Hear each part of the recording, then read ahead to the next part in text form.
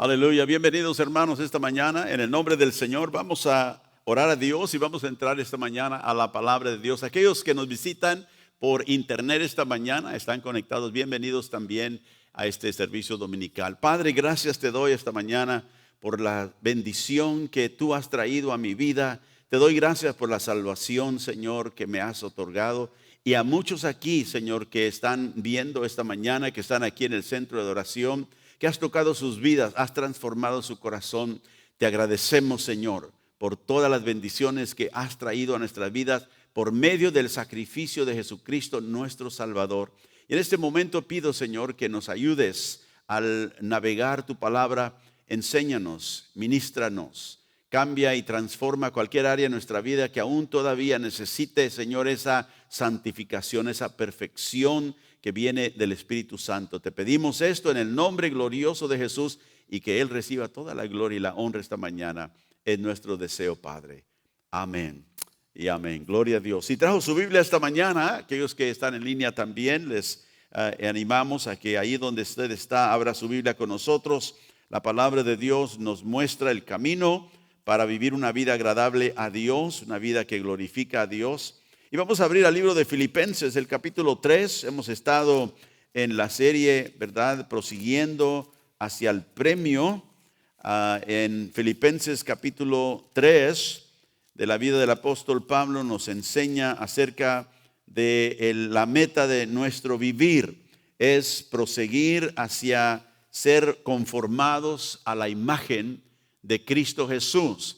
Y todos nosotros, si nos examinamos, si vemos nuestra vida, nos damos cuenta inmediatamente que todavía nos falta mucho. El Señor perdonó nuestros pecados, pero nos falta mucho en crecer a la imagen que Dios el Padre, ha puesto como aquello a lo cual nosotros debemos ser conformados, que es la imagen de su Hijo. A Él el Señor nos ha predestinado para ser como Él. Y esta mañana vamos a seguir adelante aquí en Filipenses 3. Ha estado hablando el apóstol Pablo acerca de esta búsqueda, ¿verdad? De una cosa, dijo, hago yo.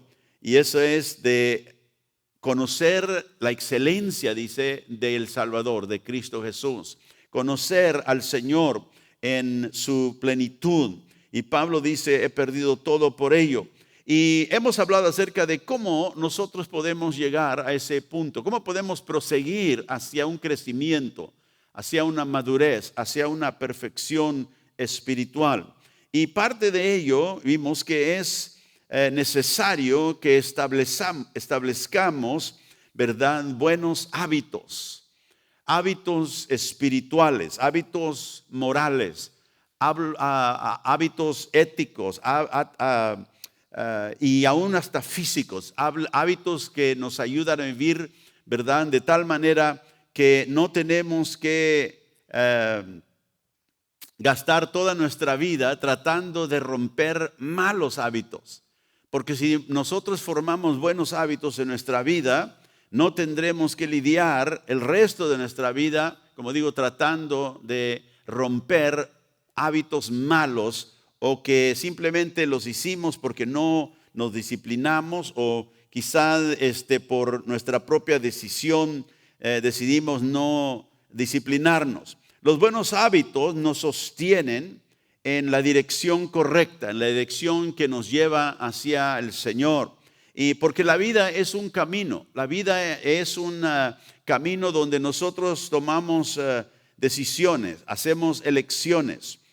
Y quiero esta mañana que pensemos acerca de las áreas de nuestra vida, porque tenemos muchas. Tenemos la área emocional, tenemos la área física, la área espiritual, ¿verdad? Tenemos la área moral, la área ética. Entonces, todas estas áreas de nuestra vida requieren hábitos. Y nosotros debemos examinar nuestra vida. La vida sin examinarse realmente no vale la pena vivirla, porque al final va a destruirse uno mismo. Pero hágase usted esa pregunta esta mañana: ¿qué hábitos quiero yo cultivar en mi vida espiritual?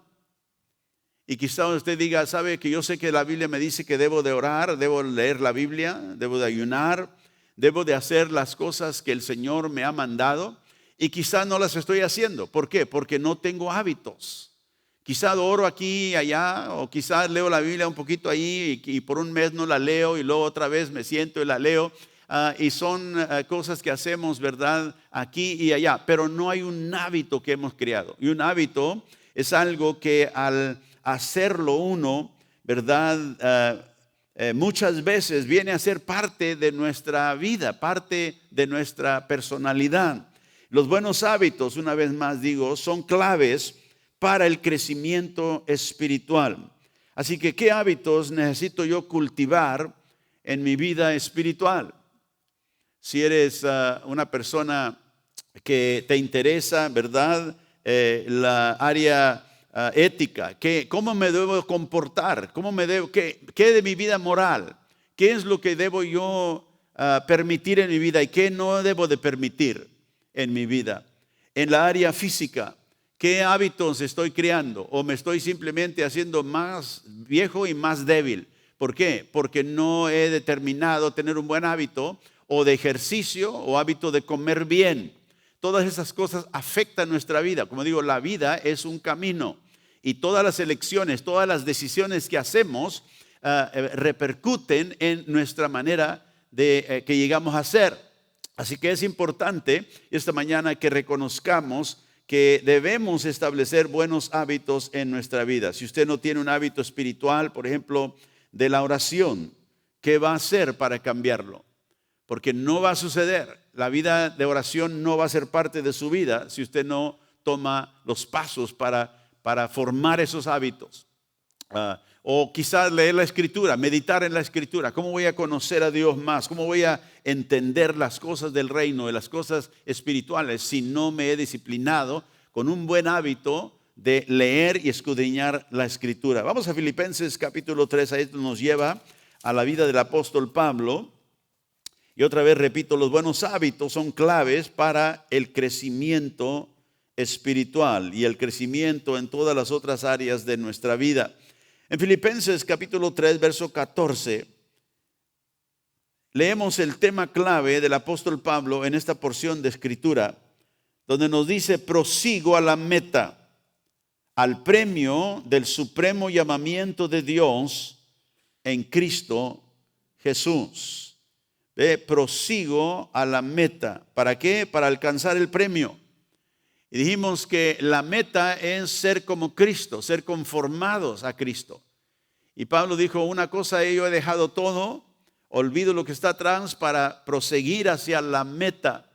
La meta es ser como Cristo para alcanzar el premio. El premio es Cristo mismo.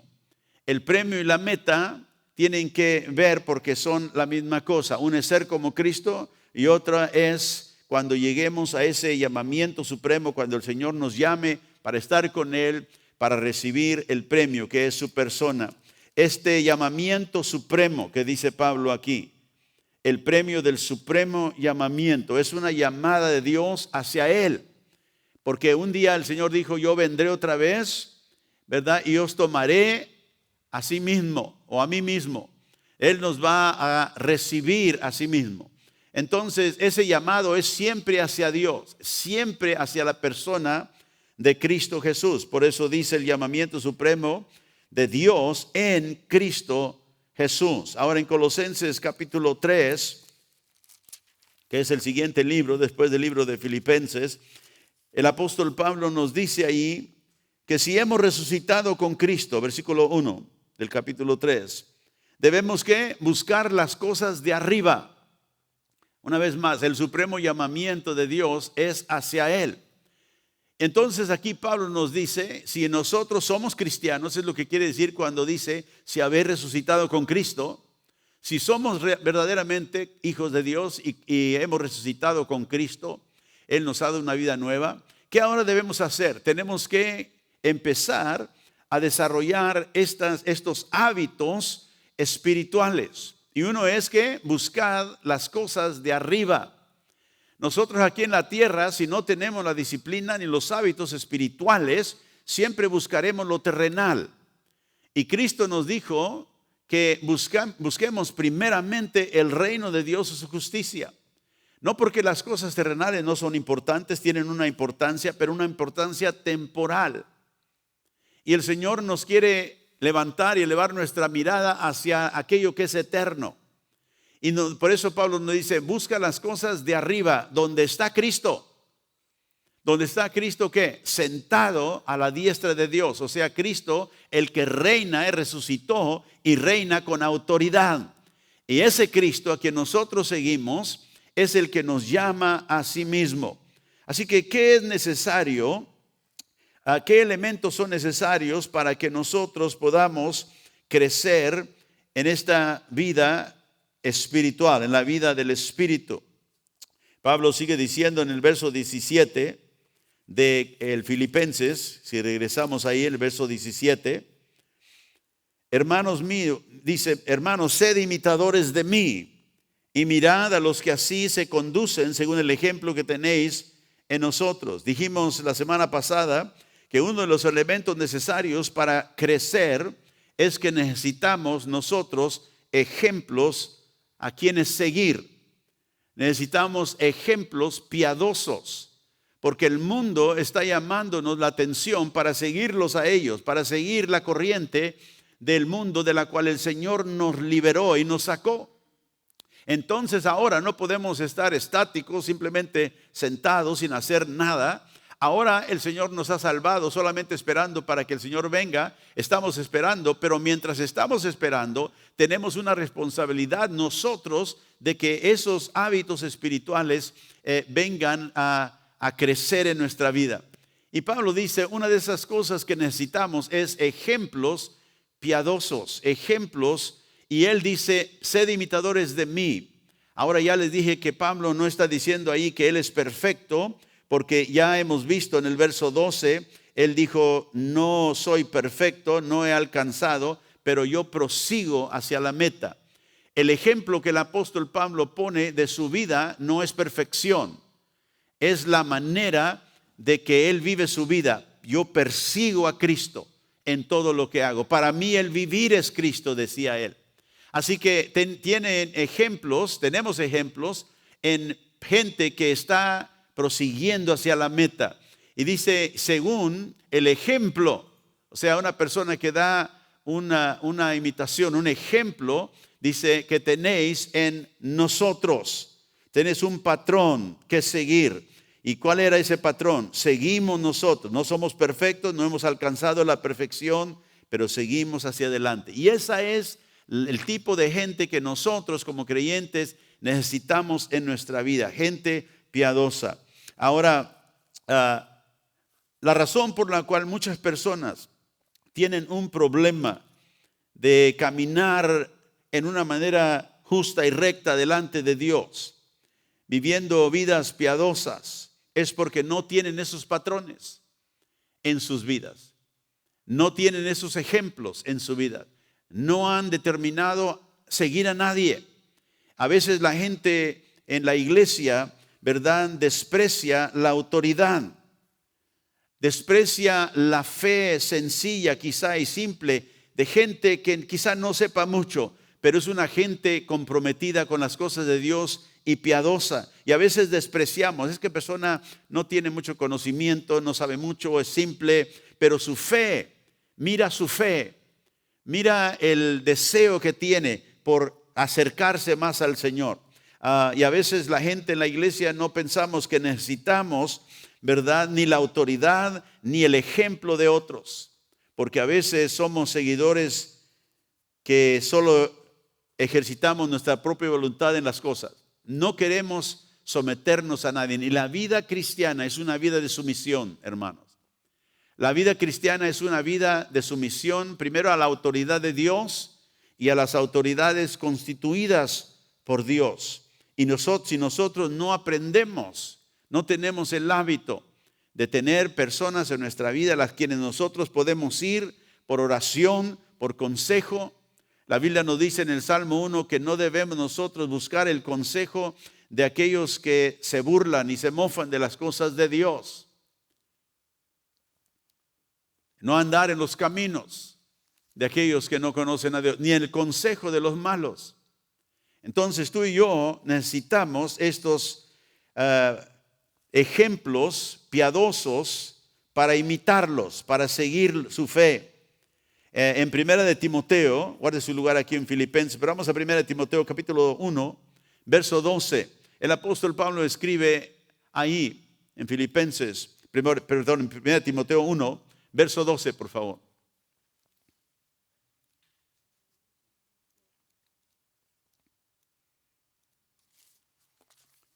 Primera de Timoteo 1, verso 12.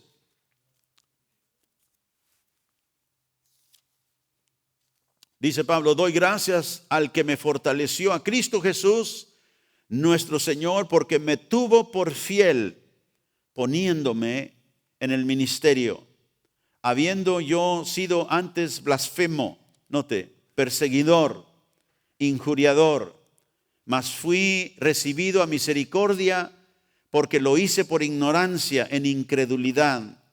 Pero la gracia de nuestro Señor fue más abundante con la fe y el amor que es en Cristo Jesús. Palabra fiel y digna y de ser recibida por todos. Cristo Jesús vino al mundo para salvar a los pecadores, de los cuales yo soy el primero. Interesante que Pablo, aún en su crecimiento espiritual, no se considera perfecto, ya había llegado a la meta. Y dice, Cristo vino para salvar a pecadores, de los cuales yo soy el primero. No dijo yo fui, yo soy. Pero aquí contándonos él su historia, nos dice, yo fui perseguidor, fui blasfemo, fui injuriador, pero recibí misericordia de Dios porque lo hice en ignorancia. Lo hice en incredulidad, dijo Pablo. Aquí él nos enseña esta palabra, fui injuriador. Es una palabra que quiere decir una persona que es tan orgullosa y manifiesta su orgullo despreciando a otros. Y Pablo era ese tipo de persona, una persona que despreciaba. Él se consideraba, ¿verdad?, una persona inteligente, educada. Y dice, pero Dios tuvo misericordia de mí. Y no sé cuántos de nosotros estaríamos dispuestos a contar toda la debilidad, el pecado de nuestra vida, pero Pablo lo cuenta, pero lo hace con un propósito. Mire el verso 16. Después de decir, Cristo tuvo misericordia de mí, Cristo vino para salvarme. Por esto, dice, fui recibido a misericordia. El versículo 16, para que Jesucristo mostrase en mí el primero toda su clemencia, para ejemplo de los que habrían de creer en él para vida eterna. ¿Qué está diciendo Pablo aquí? Dijo, Cristo me dio misericordia. Y dijo, ¿para qué? Para que mostrase en mí, dice, el primero, o sea, el primero en todo, como pecador. Dice, el primero, toda su clemencia. Acuérdense, acaba de decirnos, yo era perseguidor, blasfemo, injuriador, y una persona orgullosa, despreciante de otros. Pero a esa persona Cristo salvó, dice Pablo. ¿Para qué? Para dar un ejemplo de los que habrían de creer. Así que usted no se considere que para mí no hay esperanza. Aquí está una persona que se consideraba lo más alto y dijo, y reconocí que era un pecador y Cristo vino para salvar pecadores. Y Él me salvó a mí y ahora me ha enviado. ¿Para qué? Para ser ejemplo. Ejemplo. Acuérdense, estamos hablando de gente piadosa. ¿Para qué? Para los que habrían de creer. Tú vives tu vida, otra gente te está viendo. Tú vives tu vida, otra gente te está examinando. ¿Qué ejemplo les estás dando? Si eres de Cristo, debes de ser un ejemplo de la misericordia que Dios ha tenido y que tú declaras a ellos, esto es lo que yo fui, esto es lo que yo era, pero Cristo me salvó, me dio misericordia y ahora me manda a vivir de tal manera que mi vida sea un ejemplo de que hasta el más pecador, Cristo puede salvarlo. Aleluya. ¿Por qué? Por su misericordia y por su gracia. Ahora, al otro lado, a lo negativo, ese es lo positivo, tenemos ejemplos piadosos, ejemplos que han sido salvos.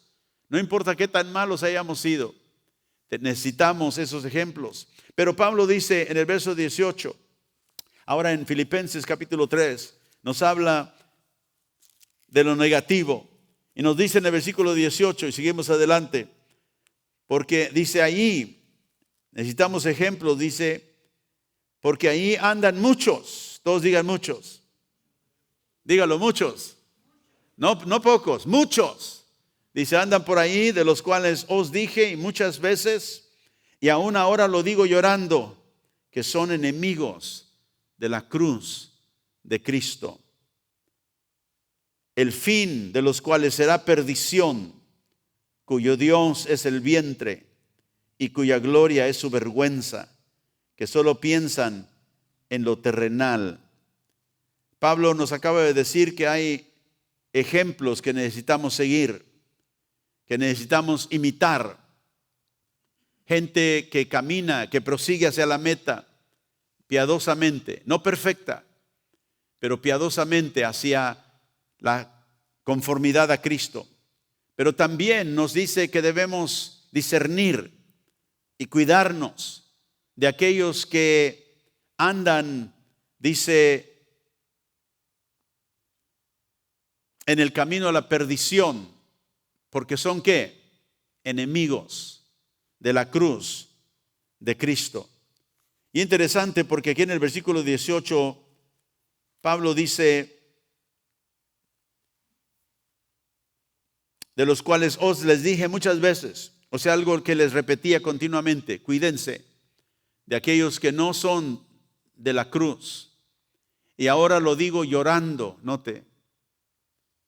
O sea que mientras Pablo escribía esto, él estaba quebrantado, porque su amor hacia la iglesia, su amor hacia el Señor de la iglesia, era una pasión que lo dominaba, que lo llevaba a que la gente conociera la salvación que Cristo ofrece.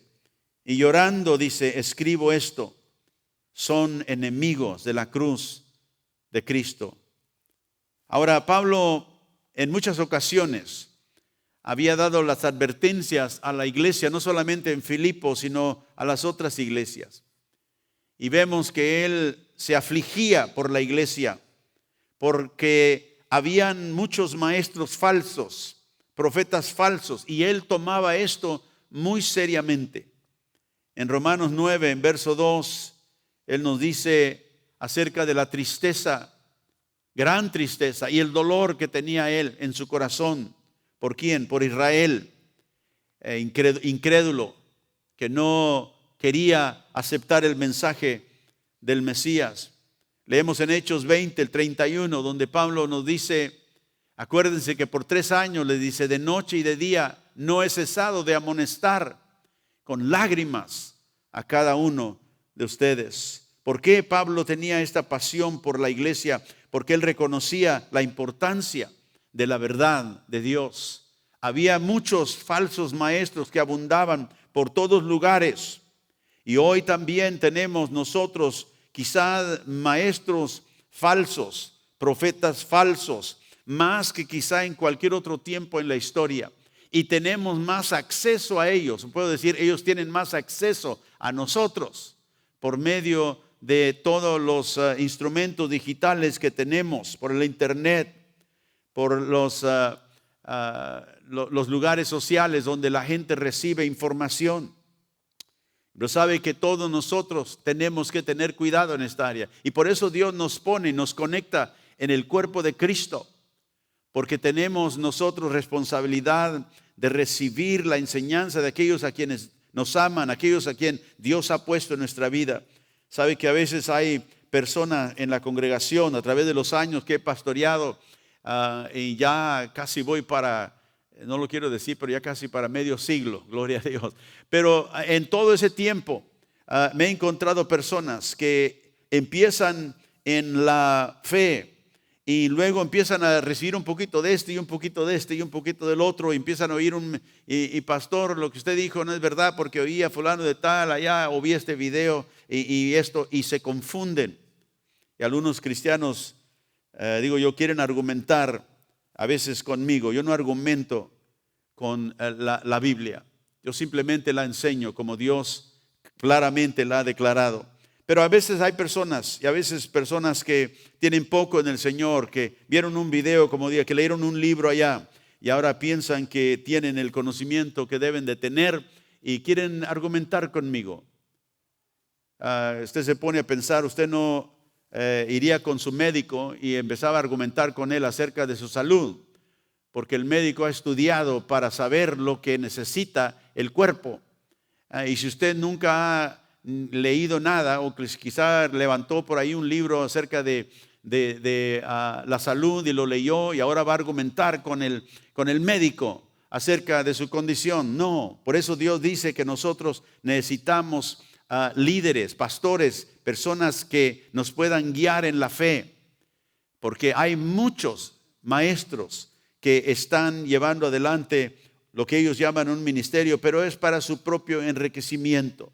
Y nosotros tenemos que tener cuidado. Y Pablo tenía esa pasión por la iglesia, que Dios le había dado autoridad y responsabilidad de guiarlos en el Señor. Él era una persona apasionada, tanto que dice al escribir esto, y estoy llorando, lloro lágrimas, porque veo el peligro, él decía, en la iglesia. Como digo, amaba a la iglesia, amaba al Cristo de la iglesia, a la cabeza de la iglesia. Aquí en Filipenses, si regresa conmigo al capítulo 1, en el versículo 6 de esta misma epístola, Pablo dice, estando persuadido que el que comenzó en vosotros la buena obra, escribió, la perfeccionará hasta el día de Jesucristo. Como me es justo sentir esto de todos vosotros, por cuanto os tengo en el corazón. Ve ahí, expresa él la ternura de su corazón. Los tengo en mi corazón y en mis prisiones y en la defensa y confirmación del evangelio. Todos vosotros sois participantes conmigo en la gracia, porque Dios me es testigo de cómo os amo a todos vosotros con el entrañable amor de Jesucristo. Ve, menciona, yo no solamente soy una persona que les estoy dando información. Mi responsabilidad y mi deseo es que ustedes sean todo lo que Dios quiere, y los amo, y por eso doy testimonio de esto, de que yo los amo, dijo, con un amor entrañable, el amor entrañable de Jesucristo. Aleluya. Y esto pido en oración, que vuestro amor abunde aún más y más en ciencia y todo conocimiento, para que probéis lo mejor, a fin de que seáis sinceros y irreprensibles para el día de Cristo, llenos de frutos de justicia, que son por medio de Jesucristo, para gloria y alabanza de Dios. Ve que ese es el interés de todo pastor piadoso, todo líder, que el pueblo pueda probar lo que es mejor, para que cuando el Señor regrese, ese vaso de gracia sea irreprensible en el día del Señor, pero también que lleve fruto, dice, de justicia, que viene por medio de Jesucristo. Ese es el deseo nuestro. Nosotros enseñamos la palabra de Dios para que usted conozca al Salvador y se enamore de Él más y más, para que traiga fruto en su vida y Dios sea glorificado en Él. Pablo, como digo, lloraba, derramaba lágrimas por la iglesia. Y puedo decir en conjunto con Pablo que a veces he tenido yo también que derramar lágrimas por ver a veces el peligro en que a veces algunas personas en la congregación se encuentran.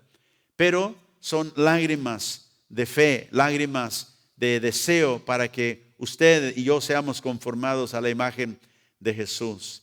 Sabe que en el mundo de hoy, en el mundo no solamente secular, sino en el mundo religioso, en nuestro país, hay un sinnúmero de enemigos de la cruz. ¿A qué se refiere Pablo cuando dice son enemigos de la cruz? En el día que Pablo escribió eso, o eran los judíos o eran los gentiles, se refiere a ambos. Los judíos eran los judaizantes, se les llama, la historia los ha identificado. Si guarda su lugar ahí en Filipenses, vamos a Hechos capítulo 15.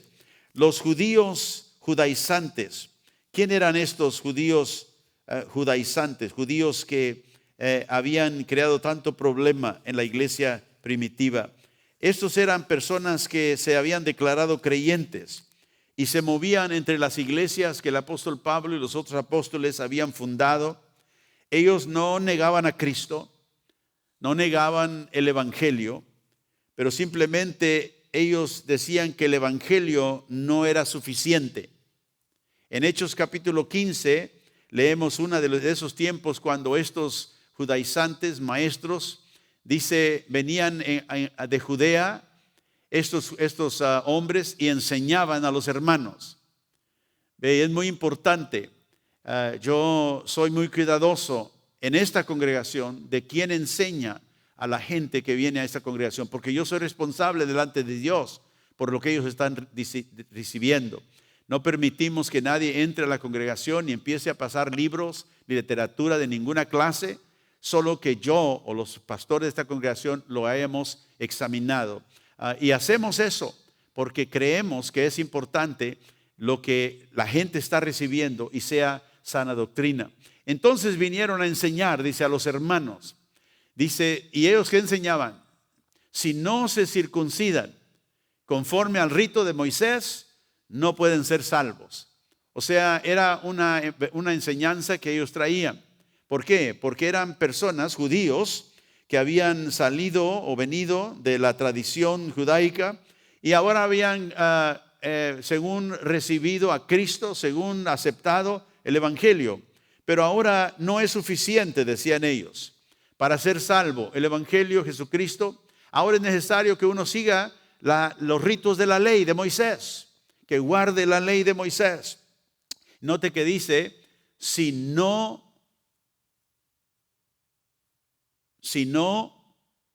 no puedes. Si tú no haces esto, no puedes ser salvo. Y la salvación no es una obra que nosotros hacemos. Por eso al principio estaba eso equivocado. Y luego vemos que ellos, ¿verdad? También promovían que Cristo era importante, pero no solamente Cristo. Cristo más las obras de la ley, los ritos de la ley, las observancias de la ley era necesario. Y Pablo se refiere a ellos, regresemos al capítulo 3 de Filipenses. Pablo se refería a ellos cuando escribe aquí en el capítulo 3 y el versículo 2, cuando dice, guardaos de los perros, guardaos de los malos obreros, guardaos de los mutiladores del cuerpo. Y Pablo aquí se refiere, sin duda, a aquellos maestros que venían para cambiar el evangelio. Aquellos que decían que el evangelio está bien, Cristo está bien, pero es Cristo más la ley. Y Pablo aquí se refiere a ellos, note la expresión, a los perros, aquellos mestizos que quieren mezclar la gracia con la ley. Estos judaizantes eran enemigos de la cruz porque no eran ovejas. Les llama Pablo perros. Guárdense de los malos obreros. Son obreros, se dicen y se nombran obreros, pero son malos obreros. Son aquellos que exigen la circuncisión, que era un rito bajo la ley. Y Pablo, note cómo usa esta palabra para referirse a ellos. Ellos mutilan. No te transforma la circuncisión, pero sí quieren mutilarte el cuerpo. Y lo dice en tal manera que los denomina después los enemigos de la cruz de Cristo. ¿Y qué quiere decir Pablo cuando dice ahí en el versículo que leímos, del versículo 18, que ellos son enemigos?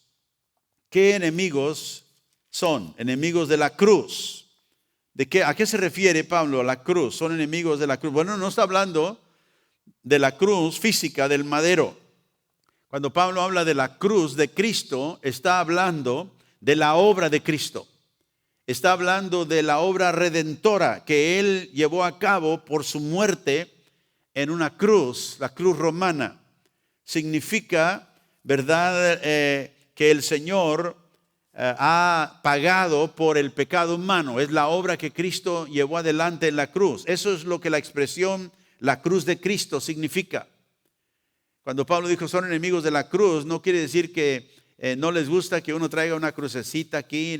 No está hablando de eso. Son enemigos del evangelio, que Cristo murió por nosotros, por nuestros pecados, para salvarnos. Y eso también se relaciona a la sangre de Cristo. Mucha gente usa esa expresión sin saber realmente a lo que se refiere. La sangre de Cristo. ¿Qué significa la sangre de Cristo? La sangre de Cristo habla de la vida de Cristo dada en la cruz. Cuando Él derramó su sangre, esa expresión quiere decir que Cristo entregó su vida, que Él murió por nosotros. Miren Hebreos capítulo 9, y quiero darle varias escrituras para que usted vea esto. En Hebreos capítulo 9, verso 14, el escritor dice: cuánto más la sangre de Cristo, el cual mediante el Espíritu eterno se ofreció a sí mismo sin mancha, limpiará vuestras conciencias de obras muertas, para que sirváis al Dios vivo. Note la expresión, la sangre de Cristo. ¿Qué dice? ¿Qué hace la sangre de Cristo? Limpia. La sangre de Cristo, dice, limpiará vuestras conciencias. ¿Qué es la conciencia? La conciencia del hombre es una cosa inmaterial. No es algo que usted puede palpar, no es algo que usted puede ver, sino que es algo espiritual que existe en el hombre. Dios le dio una conciencia al hombre. De hecho, nadie realmente hasta hoy ha podido dar una explicación científica de qué es la conciencia en el hombre. Los científicos saben que estamos vivos y conscientes, pero ¿qué es la conciencia? ¿Qué es ser consciente? No, en todos los años de la historia nadie ha podido dar una explicación científica. ¿Por qué? Porque es en el área espiritual. Es los elementos espirituales del hombre que Dios nos creó, físico sí, pero con una conciencia donde nosotros tenemos el conocimiento del bien y del mal. Ahora note que la sangre de Cristo limpia eso. Así que cuando la Biblia habla de la sangre de Cristo, no está hablando de la sangre física de Cristo, porque la sangre física de Cristo era la sangre de una persona humana. Cuando la Biblia habla aquí de la sangre de Cristo, es la pureza de su persona que limpia nuestra conciencia, que es espiritual. ¿De qué nos limpia? De obras muertas. Note, de obras. La sangre de Cristo se refiere a la vida de Cristo, aquella vida pura que Él entregó en el madero. En 1 de Pedro, capítulo 1, versos 18 y 19, sabiendo que fuiste rescatados de vuestra vana manera de vivir, la cual recibiste de vuestros padres, no con cosas corruptibles como oro o plata. Así que fuimos redimidos de nuestra manera de vivir, sino que con la sangre preciosa de Cristo. Otra vez, no está hablando de algo físico, está hablando de la vida del Señor que Él entregó por nosotros. Eso nos libró a nosotros de aquel juicio que venía en contra por nuestros pecados, en contra nuestra. Y dice la sangre preciosa de Cristo. La sangre es preciosa. Una vez más, la gente piensa, y cuando habla de la sangre preciosa de Cristo, se figura en ellos aquel líquido que fluye por las venas. No está hablando de eso. Eso es misticismo. Está hablando de su vida pura que Él derramó, que Él entregó por nosotros. Y note que usa la expresión como un cordero sin mancha y sin contaminación. O sea, una vida pura. Y cuando Él derramó su sangre, Él dio su vida, Él derramó su vida por nosotros. Colosenses capítulo 1, versos 19 y 20. Pablo dice: por cuanto agradó al Padre que en Él, en Cristo, habitase toda plenitud, y por medio de Él reconciliar consigo todas las cosas, así las que están en la tierra como las que están en los cielos. Note, haciendo la paz mediante la sangre de su cruz. Ahora aquí no usa la palabra o la frase sangre de Cristo, usa la sangre de su cruz. Y otra vez, no estamos hablando de tener una imagen en nuestra mente de una cruz ahí en el Calvario, donde la sangre, ¿verdad?, se derramó y empezó a derramarse a través de un madero físico. Está Pablo haciendo referencia a la sangre de la cruz. Está hablando la sangre, la vida que Cristo entregó en la cruz por nosotros. Eso nos reconcilia con Dios. Esa vida que Él entregó nos trae paz a nosotros, porque Él viene a vivir ahora en nosotros. Gloria a Dios. Y luego en el Salmo 72, verso 14, aquí clarifica lo que les acabo de decir más, de engaño y de violencia. Dice, redimirá sus almas, hablando del Mesías. De engaño y de violencia redimirá sus almas, y la sangre de ellos será preciosa ante sus ojos. Y note, aquí no habla de la sangre de Cristo, habla de la sangre del creyente. ¿Qué habla? Que nuestra sangre física que fluye por nuestros cuerpos es preciosa ante los ojos de Dios. No, nuestra alma, note, nos redimirá de violencia y de engaño. ¿Qué? Nuestra vida, nuestras almas.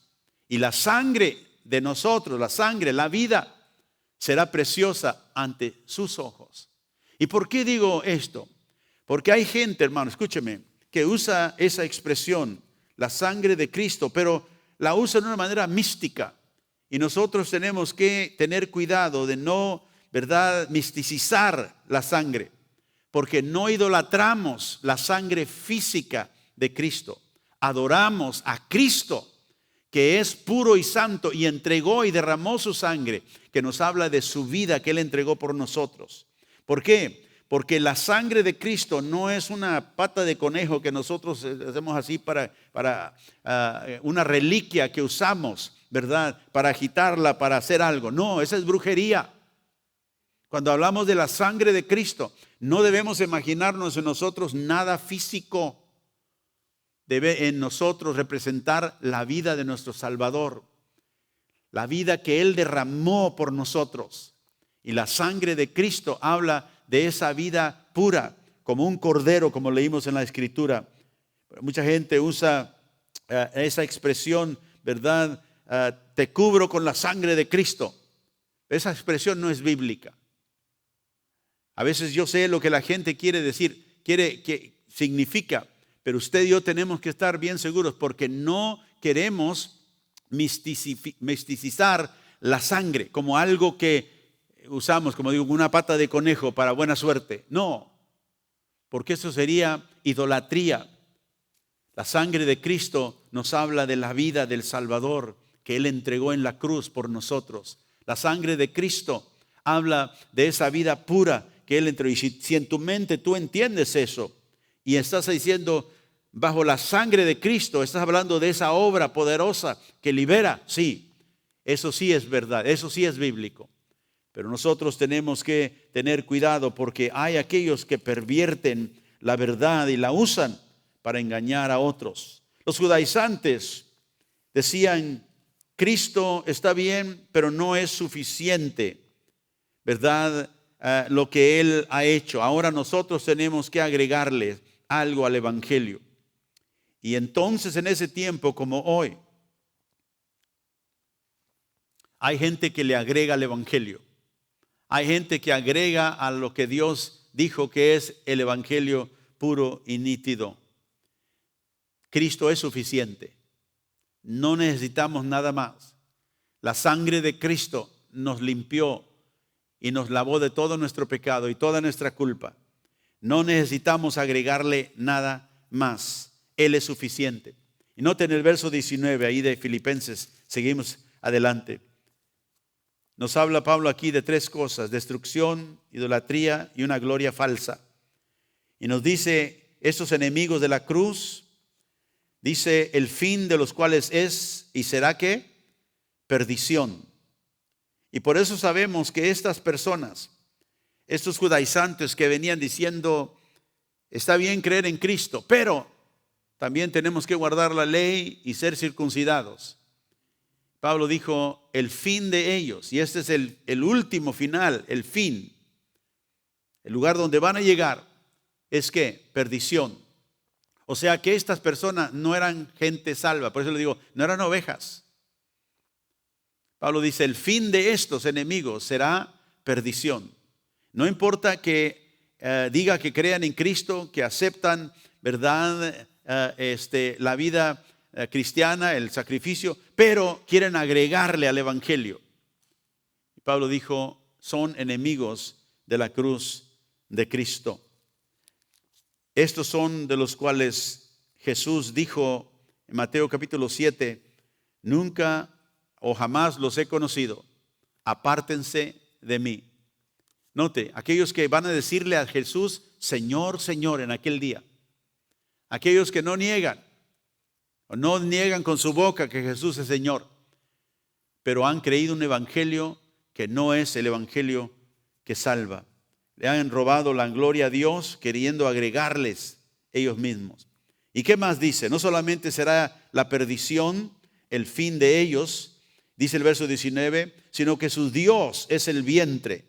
¿Qué quiere decir esto? El vientre. El vientre habla del estómago, aquello que nos llama, nos mueve el apetito, ¿verdad? Queremos nosotros ser llenos. Y habla de los apetitos carnales.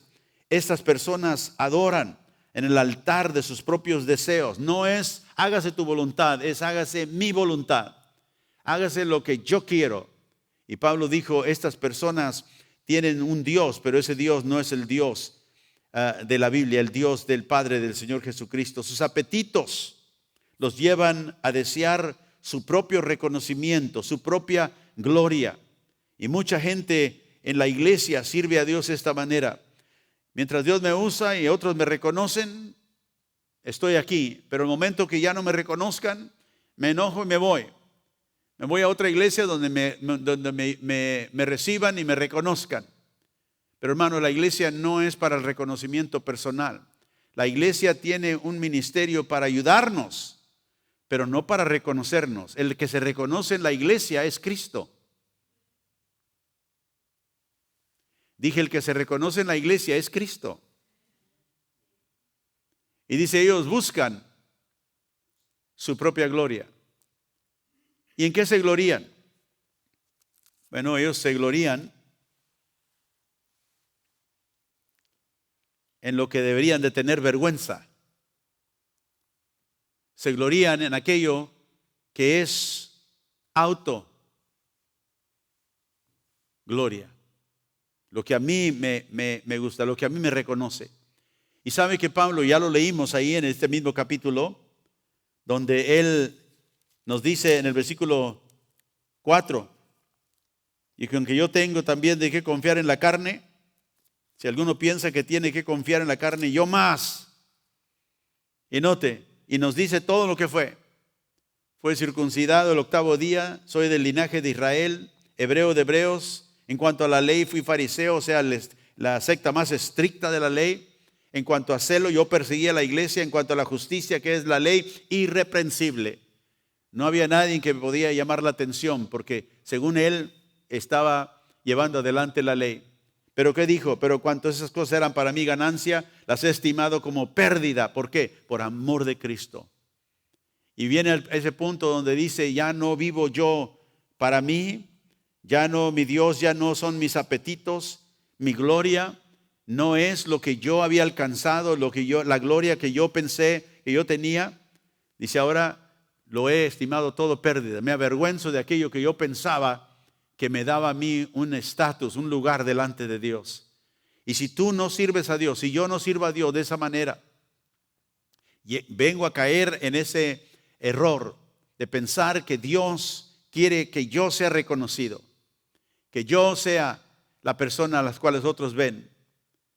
Y si ustedes me conocen mucho tiempo, y lo hago a propósito, en mi tiempo de ministerio, en las iglesias que yo he pastoreado, yo nunca he puesto mi nombre en el anuncio de la iglesia.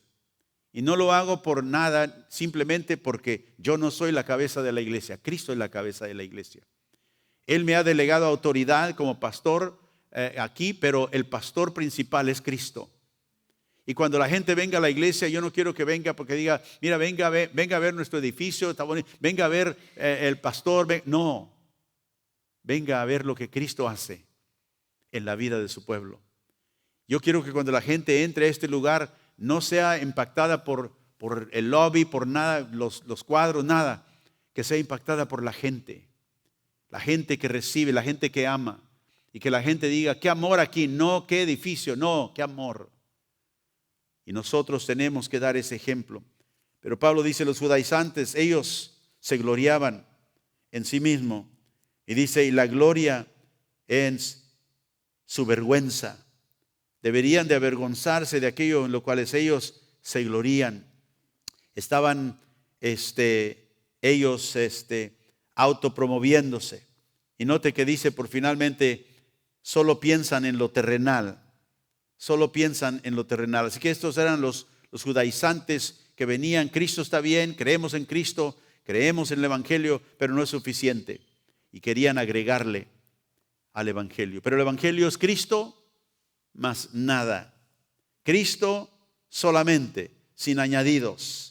Y todo aquel que venga y quiera añadir al Evangelio lo que Dios no ha añadido, es un enemigo de la cruz. De hecho, en Gálatas 1:9, Pablo dijo que si nosotros cambiamos el Evangelio,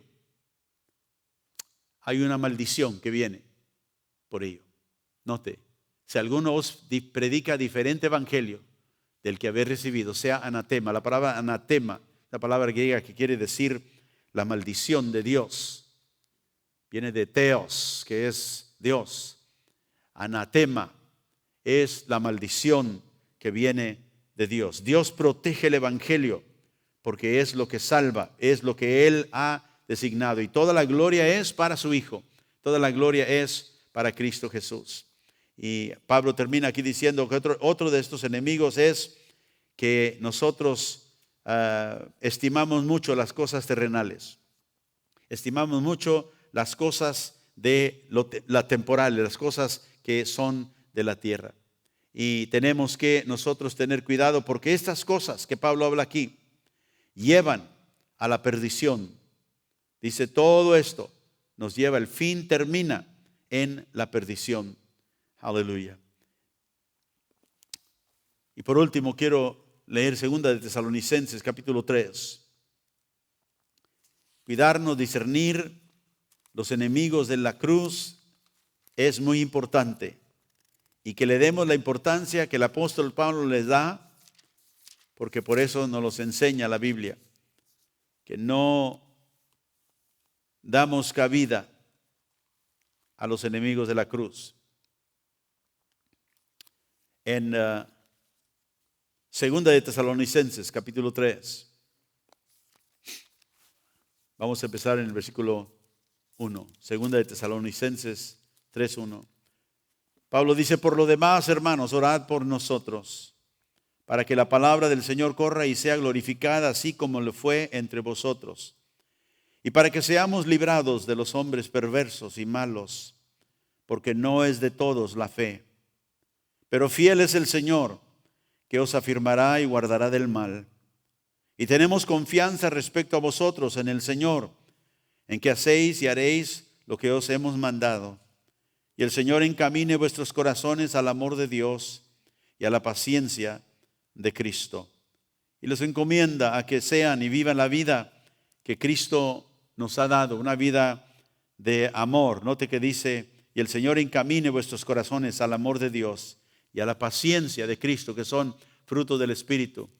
Pero inmediatamente sigue diciendo en el verso 6, pero os ordenamos, hermanos, en el nombre de nuestro Señor Jesucristo, que os apartéis de todo hermano que anda desordenadamente y no según la enseñanza que recibisteis de nosotros, porque vosotros mismos sabéis de qué manera debéis imitarnos. Otra vez menciona el ejemplo. Pues nosotros no anduvimos desordenadamente entre vosotros. No comimos de balde el pan de nadie, sino que trabajamos con afán y fatiga día y noche para no ser gravosos a ninguno de vosotros. No porque no tuviésemos derecho, sino por darles que nosotros mismos un ejemplo para que nos imitáis. Pablo empieza diciendo, oren por nosotros, porque queremos ser ejemplos para la hermandad, para los hermanos. Yo le voy a pedir esta mañana que se ponga de pie conmigo. Yo quiero orar por usted, para que usted sea ese ejemplo que será para aquellos que creerán. Pero esta mañana yo voy a pedir a la iglesia aquí, Iglesia Espíritu de Gracia, Punto de Gracia, y a aquellos que nos están viendo esta mañana, yo le voy a pedir que ustedes oren por mí. Si usted quiere pasar aquí al frente, puede hacerlo. Si puede hacerlo de donde está, puede hacerlo también. Pero yo necesito también de sus oraciones. Porque así como usted tiene tiempos de tentación, tiempos de no ser el ejemplo que debe ser, yo también los paso. Y yo digo, Señor, yo quiero ser esa persona que tú quieres poner como ejemplo para aquellos que creerán y aún para aquellos que creen. Así que si usted puede inclinar su rostro ahí donde están, aquellos que están viendo en línea, te invito también y te invito que ores por mí. Padre, en el nombre de Jesús, yo vengo delante de ti esta mañana, Señor, como pastor de esta congregación, que tú me has dado responsabilidad por esta iglesia, por estos siervos, por esta grey. Y Señor, tú sabes que en muchos tiempos he orado por ellos y he peleado, Señor, esa batalla espiritual. Y esta mañana, Señor, yo te pido que tú, Padre Santo, continúes obrando en ellos, que ellos escuchen esta palabra esta mañana, que ellos puedan venir al reconocimiento. Necesito estos hábitos espirituales que necesito que estén en mi vida. Ayúdame, Señor. Ayúdalos, Padre. Yo te pido en esta mañana, Señor, que cada uno de ellos los puedas levantar como un ejemplo, Señor, de una vida piadosa. Una vida no perfecta, pero una vida que prosigue hacia la meta. Prosigue para alcanzar el premio del supremo llamamiento de Dios en Cristo Jesús. Padre, te damos gracias porque aún en medio de este mundo caído, en medio de este mundo de tinieblas, donde tenemos, Señor, mucho peligro a diestra, a siniestra, donde hay enemigos de la cruz por todos lados, yo te pido, Señor, por esta congregación, yo te pido, Señor, como pastor de ellos, que tú traigas, Señor, un fruto a sus vidas, un deseo, Señor, de seguir una cosa en sus vidas, de vivir para uno solamente, para que tú, Señor, seas glorificado en todo y que ellos puedan disfrutar del fruto de justicia, como dice tu palabra, que viene por medio de Cristo en sus vidas. Ahora, Señor, ayúdanos en los tiempos, Señor, donde nos encontramos débiles. Si hay alguien aquí esta mañana lidiando, Señor, en su debilidad, ayúdalos. Oh Dios, fortalécelos. Y moldea sus vidas, Señor, a la imagen de Jesús. Hazles saber que en medio de ese conflicto, tú estás haciendo una obra más gloriosa de lo que ellos se imaginan y de lo que nosotros nos imaginamos. Yo te pido, Señor, cada líder, cada persona, cada obrero, Señor, en esta congregación, que ellos obren para tu gloria. Que ellos, Señor, busquen la aprobación que viene de ti y que ellos, Señor, sean llenos y completos por tu presencia. Que no haya necesidad de que venga el reconocimiento humano, o si no, no hacemos lo que debemos hacer. Padre, perdónanos si hemos practicado idolatría, poniendo nuestro vientre, nuestros propios deseos como nuestro Dios. Perdónanos. Y levántanos para ser una fuerza, Señor, una fuerza de justicia, una fuerza de amor. Y Señor, que el amor tuyo pueda continuar en este lugar.